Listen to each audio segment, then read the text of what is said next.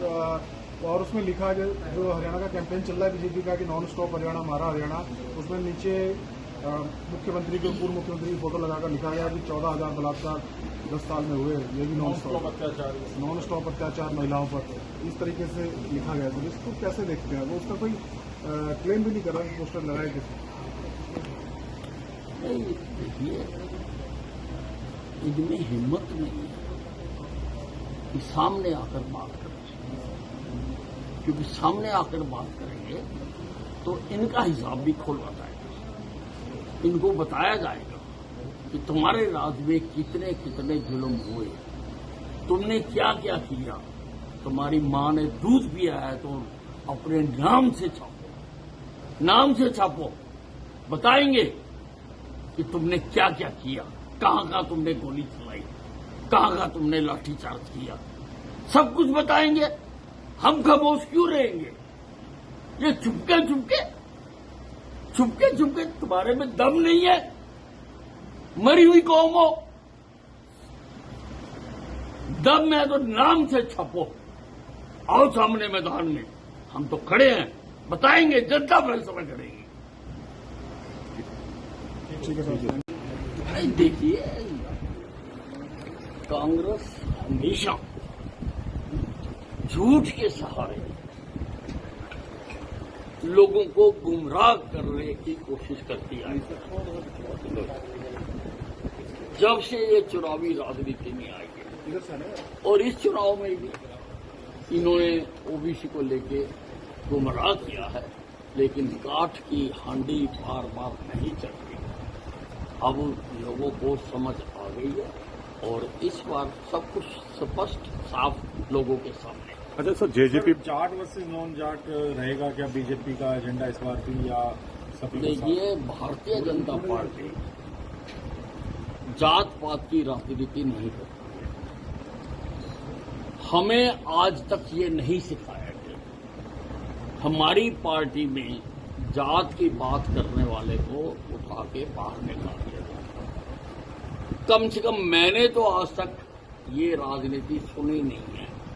मुझे पता नहीं है कि कौन मेरी कार्यकर्ताओं में किस जात का है।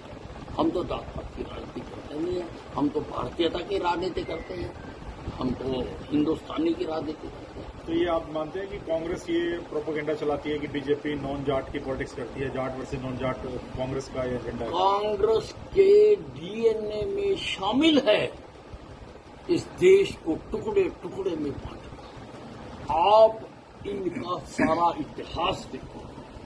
पहले इन्होंने हिंदुस्तान में 1947 में देश को हिंदू और मुसलमान में बांटा और 10 लाख लोगों की हत्या करवाई। 10 लाख लोगों की हत्या करवाई।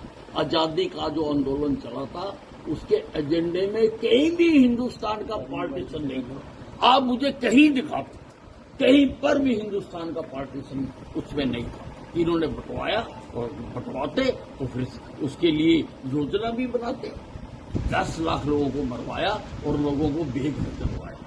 और अब राहुल गांधी जी उनको जातियों में बंटवाना चाहते हैं। अब रोज वो कहते हैं कि जातिगत गणना होनी चाहिए। अब इनकी फर्दर योजना है, अब ये चाहते हैं कि गली मोहल्ले में लड़ाई हो, पड़ोसी पड़ोसी लड़े। ये इनकी योजना है। ये लोगों को काट बर्राने के लिए योजनाएं बनाते रहते हैं। ये कांग्रेस के खून में है। सर, एक जेजेपी के ऊपर है कि जेजेपी के 10 विधायक चुने गए थे, लेकिन अब 10 विधायकों में से सिर्फ 5 ही बचे हैं, और अब जेजेपी की नजर जो है वो बागियों पर है, जो बीजेपी से अलग होंगे या कांग्रेस से अलग होंगे। देखो, कांग्रेस में क्या होगा ये तो भगवान भी नहीं जानता, लेकिन बीजेपी का कोई भी बागी नहीं है। बीजेपी में सब विचारधारा के कारण लोग जुड़े हुए हैं। धूप हो या छांव, गर्मी हो या सर्दी, हमारे लोग जुड़े रहते हैं, क्योंकि हम विचारधारा के कारण जुड़ते हैं। हमारे में कोई भी इसलिए नहीं जुड़ता कि सरकार आ गई तो जुड़ दो, चली गई तो भाग जाओ। हमारे लोग हर हाल में पार्टी के साथ जुड़े रहते हैं। बाकी पार्टियों की मैं नहीं। ठीक है, ठीक है। राज्यसभा में जाने की तैयारी? नहीं, ये तो देखिए पार्लियामेंट्री बोर्ड तय करता है और अभी ऐसा कोई निर्णय नहीं हुआ। जब होगा तब हम आपको बताएंगे। तो सर किस तरीके से देख रहे हैं, हम देख रहे हैं कि कांग्रेस में चिरंजीव राव ने डिप्टी सीएम पद पर दावेदारी कर दी है, खुद का नामांकन की तिथि भी घोषित कर दी है। शैलजा के अलग कार्यक्रम है, सुरजेवाला के अलग है, हुड्डा हिसाब मांग रहे हैं। इसको कैसे देख रहे हैं कांग्रेस की स्थिति को सर आप? कांग्रेस तो ये टुकड़ों टुकड़ों में बटी हुई है और टुकड़ों टुकड़ों में ही टूट गई। कांग्रेस नाम की कोई पार्टी नहीं, हर आदमी अलग अलग दावे पेश कर रहा है। हुड्डा जी सुरजेवाला के बारे में कुछ कह रहे हैं, सुरजेवाला जी हुड्डा के बारे में कुछ कह रहे हैं।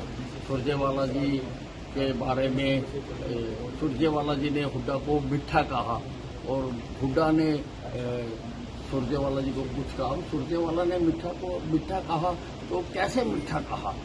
जहाँ तो चाट के देखा होगा, उससे तो कुछ नहीं बता सकता कि मीठा है या कड़वा है। तो अब ये सारी बातें हैं, तो इस प्रकार से एक दूसरे को कर रहे हैं। सर लेकिन जिस तरह से अजय यादव के बेटे हैं और लालू प्रसाद यादव के दामाद भी हैं चिरंजीवी, उन्होंने कहा कि जब सरकार बनेगी तो मैं डिप्टी सीएम हूं, अभी तो टिकटों का भी ऐलान नहीं हुआ है। नहीं, देखिए कांग्रेस की नाव बनाकर दरिया पार करना चाहते हैं, करते रहे, डूबेंगे बीच में। कांग्रेस की नाव से पार तो किया नहीं जा सकता। जब कांग्रेस पार्टी नहीं है, जब कांग्रेस पार्टी के 16 साल से चुनाव नहीं होंगे, कोई संगठन नहीं है, तो ये तो कुनबे हैं, गैंग है, चुनाव आने पर इकट्ठे हो जाते हैं लूटने के लिए सरकार को। तो चुनाव आयोग को इनकी मान्यता रद्द करनी चाहिए। जिस पार्टी के अंदर प्रजातंत्र नहीं है, वो देश के प्रजातंत्र की रक्षा कैसे कर सकती है? सर अचानक से जो आचार संहिता कुछ समय पहले लग गया है कि ऐलान चुनाव कार्यक्रमों का जल्दी हो गया, तब तक कुछ पार्टी को भी सरकार से कुछ और समय मिलता तो और बेहतर ठीक है। नहीं, चलो कोई उसमें अच्छा हुआ है, ये इंतजार करना अभी वो हो रहा था, हम तो कहते और जल्दी हो गए, इंतजार मुश्किल होता है।